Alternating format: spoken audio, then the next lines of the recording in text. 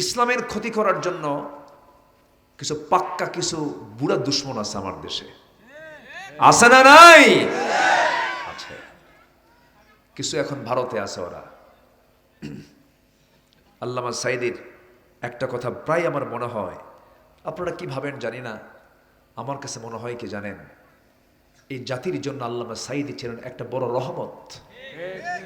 মনে হয় কি আপনাদের? কত বড় যে একটা নিয়ামত তিনি ছিলেন। উনি আজ থেকে 25 বছর আগে আমার নিজের কানে শোনা, মেবি একটা পল্টন হবে, উনি বলেছিলেন গাছের গোড়ায় নাড়া দেব, মামু বাড়ি দিল্লি গিয়ে পড়বা। পড়ে নাই? 25 বছর আগের তার কথা। আর সেটা হলো 1.5-2 বছর আগে এই ঘটনা ঘটলো। আমি মিলাতে পারছিলাম না জানেন, কত কত সিটি ছিল, দিল্লি ছাড়া পাশে রাজস্থান, হায়দ্রাবাদ, কলকাতা, আসাম, গুয়াহাটি, ত্রিপুরার আগরতলা, কত জায়গা ছিল ভারতের। আমার দেশের চাইতে 22 গুণ বড় ভারত। তারপরে নেপাল ছিল, ভুটান ছিল, শ্রীলঙ্কা ছিল, বোনের বাড়ি লন্ডন ছিল, বিয়েই বাড়ি আমেরিকা ছিল, কোথাও পড়ে নাই, সোজা গিয়ে পড়ছে মামু বাড়ি দিল্লি পড়েছে। সম্মানিত, বুঝতে হবে বিষয়গুলো। উনি বলেছিলেন বাংলার জমিন এমন একটা সময় আসবে, নাস্তিকরা পালানোর জন্য একটা ইঁদুরের গর্ত খুঁজে পাবে না। পাইছে? কলার পাতায় শুয়েছিল, একজন দাড়ি কেটে পালাতে চাইল, পারে নাই। আরেকজন দাড়ি রেখে পালাতে চাইল, পারে নাই। বিচারপতি মানিক দাড়ি রাখছিল, পালাতে পারে নাই। আর সালমান এফ রহমান ওরফে দরবেশ রাহেমাহুল্লাহ, এটা দাড়ি কাটছিল। আর আমাদেরকে বলে আমরা নাকি ধর্মের নামে ব্যবসা করি। ধর্মের ব্যবসা তারাই করে যারা তাদের প্রয়োজনে দাড়ি রাখে, আবার প্রয়োজনে দাড়ি কাটে, ঠিক কিনা? এই সমস্ত সুযোগ সন্ধানীদের নেতৃত্বে বাংলার জমিন আর দেখতে চাই না।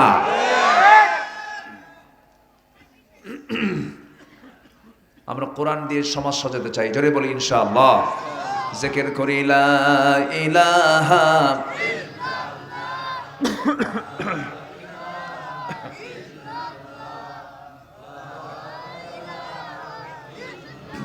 আরো জোরে লা ইলাহা,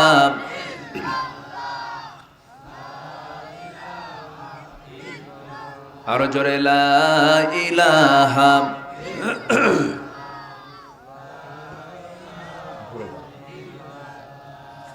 লা ইলাহা,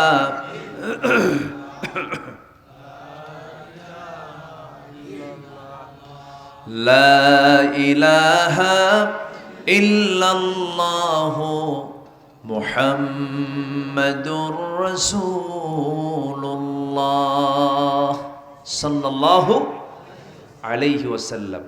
তাহলে আমরা এখানে লসে আসছি না লাভে আসছি? ফজর পড়বেন তো সবাই? ফজর না পড়লে কি হবে? 10:30টায় কি হয়েছিল শুক্রবারে বলেন? আমার দিন যেন নামাজ দিয়ে শুরু করতে পারে, জোরে বলে ইনশাআল্লাহ। ফজরের সময় যদি আপনি ঘুমান, আপনি ভাববেন কি জানেন, এই ঘুম আমাকে চরম অসুস্থ বানায় দেবে। এটা মাথায় রাখবেন। ফজরের সময়ের ঘুম কখনো বরকতময় হবে না, কারণ আসসালাতু খায়রুম মিনান নাও।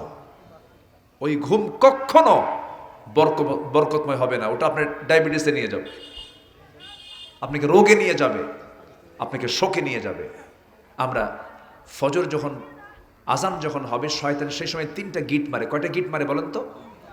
গিট মারে। গিট মারা বোঝেন তো নাকি? এলাকায় গিটকে কি বলে? গিট্টু, ওই যে গিরা বলে, দড়িতে যে গিরা মারে। শয়তান 3টা গিট মারে। শয়তান 3টা গিট মেরে চলে যায়। আমার রাসূল বলেন, সাহাবীরা ওই 3টা গিট যদি তোমরা ছুটাতে চাও, তাহলে তোমাদের 3টা আমল করতে হবে। নাম্বার 1 হলো, সুন্দর করে তুমি আগে আজান শোনার সঙ্গে সঙ্গে নিজের পিঠটা তুমি বিছনা থেকে সরায়া ফেলবা। 1 নাম্বার গিট ছুটে চলে যাবে। নাম্বার 2 হলো সুন্দর করে পবিত্রভাবে উত্তমভাবে ওযু বানায় নিবা। 4টা ফরজ সহ সুন্নাত সহ তুমি সুন্দর করে ওযু বানায় নিবা। বান্দা যখন ওযু বানায় নেয়, হাতের সগীরা গুনাহগুলো মাফ হয়ে যায়, মুখের সগীরা গুনাহগুলো মাফ হয়ে যায়, মাথার সগীরা গুনাহগুলো মাফ হয়ে যায়, 2 পায়ের সগীরা গুনাহগুলো মাফ হয়ে যায়। রাসূল বলেন 2টা গিট চলে গেল। বান্দা তুমি যখন ফজর নামাজ পড়ার জন্য যখন বাড়ি থেকে বের হয়ে যাবা, নামাজে যখন দাঁড়াবে, নামাজ শেষ হওয়ার সঙ্গে সঙ্গেই 3টা গিট ছুটে চলে যায়। 24 ঘন্টা শয়তান তোমার কাছে আর আসার সাহস পাবে না। জোরে বলে সুবহানাল্লাহ। তাহলে আজকের থেকে একটা ওয়াদা হয়ে গেল, আমরা সিদ্ধান্ত নিয়েছি তো নাকি? এখানে যারা বসে আছেন একজন ব্যক্তিরও ফজর কাজা হবে না ইনশাআল্লাহ। কিন্তু খুব দুর্বল হয়ে গেল। জোরে বলেন না ভাই ইনশাআল্লাহ। আজকের মাহফিলে যদি একজন ভাই যদি নামাজি হয়, মাহফিল সার্থক, মাহফিল কবুল। যেদিন আমদাইরের মসজিদ, যেদিন ফজরের মুসল্লি জোহরের চাইতে বেশি হবে, আমি বলে যাচ্ছি, আমি সাক্ষী হয়ে যাচ্ছি, আপনার দাওয়াতি কাজ যদি আপনার গ্রামে যদি আপনি করে যদি ফজরের মুসল্লি যদি জোহরের চাইতে বাড়াতে পারেন, এই গ্রামে কোনো মাদক থাকবে না, নেশা থাকবে না, বেপরদা থাকবে না।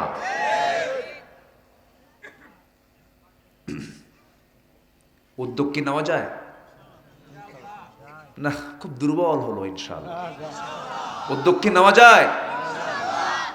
মাহফিলের যেমন উদ্যোগ নিয়েছেন, আমি আমিনুল ভাইকে বলে যাব, আমদাইর আমি আমিন ভাইকে মাঝে মাঝে ফোন দেবো ইনশাআল্লাহ, ভাই আমাকে মনে করে দিবেন, একটা টিম করবেন,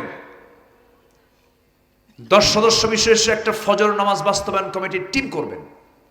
টিম করে কোন কোন ঘরে প্রাপ্তবয়স্ক লোক আছে নামাজ তার জন্য ফরজ, রাসূল বলেছেন যার নামাজ ফরজ মসজিদ আসে না, আমার মনে হয় ওই বাড়ি থেকে আমি রাসূল নিজে আগুন ধরায় দিই। কত মারাত্মক কথা না? আগুন ধরায় দিতাম যদি বাড়িতে শিশু আর নারী না থাকতো। তাহলে কি আমরা সামাজিকভাবে ছোটখাটো অপরাধী না অনেক বড় অপরাধী বলেন তো? অনেক বড় অপরাধী। আসুন না আমরা সুন্দর করে আমাদের জীবনকে সাজানোর চেষ্টা করি কোরআন দিয়ে, তেলাওয়াত দিয়ে। জোরে বলি ইনশাআল্লাহ। লস না লাভ? লস না লাভ? সফল হতে হলে এই 3টা কাজ আমরা করব। সাথে সফল হওয়ার জন্য কিছু শর্ত আছে। সফল হওয়ার জন্য কি আছে? শর্ত আছে। সেই শর্তগুলো আমরা একটা একটা করে শুনবো, হয়তো ব্যাখ্যামূলক হবে না, একটু শুনে যাব আমরা এই শর্তগুলো। নাম্বার 1 হলো ঈমান আনতে হবে। কি আনতে হবে? ঈমান। হয়তো বলবেন হুজুর ঈমান তো আমার বাপও আনছে, আমার দাদাও আনছে। ঈমান কিন্তু পৈতৃক সূত্রে পাওয়া কোনো সম্পদ নয়। ঈমান আমরা হয়তো আনছি বলতে পারি, কিন্তু আমরা ঈমান আনিনি। আসলে আমরা ঈমান পাইছি। আমরা ঈমান কি পাইছি? আমার বাপ ঈমানদার ছিল, আমি তার সন্তান, আমি ঈমান পাইছি। ঈমান যদি আনতাম আমাদের চরিত্র এমন হতো না। ঈমান এনেছেন বেলাল, আল্লাহু আকবার। ঈমান এনেছেন সালমান আল ফারিসি, এই যে আলোচনা করলো মনে হয়, খুব সুন্দর কণ্ঠ মাশাআল্লাহ। আল্লাহ বড় বড় বড় খেদমতের জায়গা প্রশস্ত করে দেন। জোরে বলি আল্লাহুম্মা আমিন। তারা ঈমান এনেছেন। আমরা যদি ঈমান আনতে পারতাম সমাজে সুদ থাকতো না। আমরা যদি সঠিক ঈমান আনতে পারতাম সমাজে কোন মদের দোকান আমাদের চোখের সামনে কেউ খুলতে পারতো না। মদের দোকান আছে না নাই? আচ্ছা। আর আমাদেরকে বলে জিহাদ করব কার বিরুদ্ধে? সবাই তো মুসলমান। মদের দোকানদার ও মদের দোকান দিয়ে বসে আছে, প্রকৃত মুসলমান না মুনাফিক? মুসলমান না মুনাফিক? ইয়া আইয়ুহান নবী জাহিদিল কুফার ওয়াল মুনাফিকিন। সম্মানিত ভাইয়েরা, একটু কান লাগাবেন। কিছু শর্ত আছে, এই শর্তগুলো আমরা পূরণ করব। দেখি একটু ভরায় দেন একটু। হ্যাঁ, ও আছে তো, ভরা আছে, সমস্যা নেই, এখানে রাখেন। একটু জিকির করি আল্লাহ আল্লাহ আল্লাহ আল্লাহ লা ইলাহা, আরো জোরে লা ইলাহা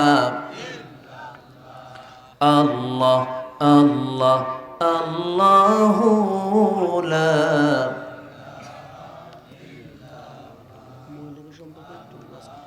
জি জি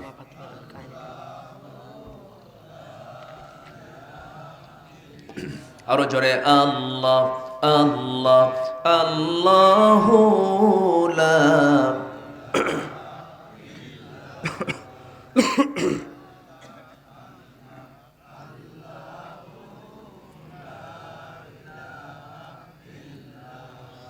লা ইলাহা ইল্লাল্লাহু মুহাম্মাদুর রাসূলুল্লাহ সাল্লাল্লাহু আলাইহি ওয়াসাল্লাম।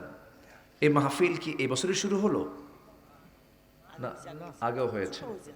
কম হয়েছে, প্রতি বছরই হয়। কততম এটা লেখা হয়নি এখানে, সামনের পোস্টার এটা লিখে ফেলবেন, তার একটা ঐতিহ্য থাকবে যে এত বছর যাবত এই মাহফিলটা চলছে। আল্লাহ তুমি মাহফিলকে কিয়ামত পর্যন্ত কবুল করে নাও, জোরে বলি আমিন। সফল হওয়ার জন্য এক নম্বর শর্ত হলো আমরা ঈমান আনবো। কি আনবো বলেন তো? অনেক লোকের নামই আছে ঈমান আলী। কি নাম? ঈমান আলী, কিন্তু নামাজ পড়ে না। নাম হলো রমজান আলী, রমজান মাসে দুপুরবেলা ভাত খায়, আছে না? নাম হলো আতর আলী, গোটা গায়ে গাজার গন্ধ, আছে না এরকম? বাউল সম্রাট আবুল সরকার, বদমাইশ এগুলো। এই গানগুলো এরা সংসদেও গাইছে 16 বছর।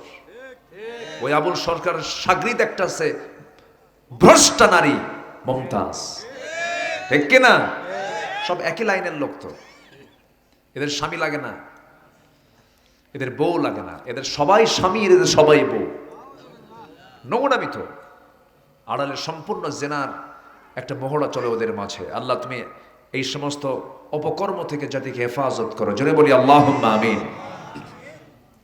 নাম হলো বাদশা মিয়া, ভিক্ষা করে, আছে না এরকম নাম? নাম খোকা মিয়া, বয়স 80 বছর। নাম দিয়ে তো কাজ হবে না। নাম দরকার না কাম দরকার? নাম দরকার না আমল দরকার? আমল দরকার। আমলহীন ঈমানের কোনো মূল্য নাই। এই জন্য সফল হওয়ার জন্য এক নম্বর কাজ হলো ইন্নাল্লাযীনা আমানু ওয়া আমিলুস সালিহাত লাহুম জান্নাতুন তাজরি মিন তাহতিহাল আনহার যালিকাল ফাওজুল কাবীর। জোরে বলুন আল্লাহু আকবার। ঈমান যারা আনবে, নেক আমল যারা করবে, তাদের জন্য আমি আল্লাহ রাব্বুল আলামিন এমন জান্নাত রেখে দিয়েছি যার নিচ দিয়ে 4টা নহর প্রবাহিত। কয়টা নহর প্রবাহিত? 4টা। দুধের নহর, মধুর নহর, পানির নহর, শরাবের নহর। এই 4টাই কিন্তু দুনিয়াতে আছে। দুধও আছে, পানি আছে, মধু আছে, আবার পচা মদ আছে। পচা মদ যা খাইয়া লিভার পচে শেষ হয়, মাতাল হয়ে যায়। কি মদ খেলে তাল না মাতাল? মদ খাইয়া রাত 3টার দিকে দরজার কাছে এসে ডাকতেছে বউরে,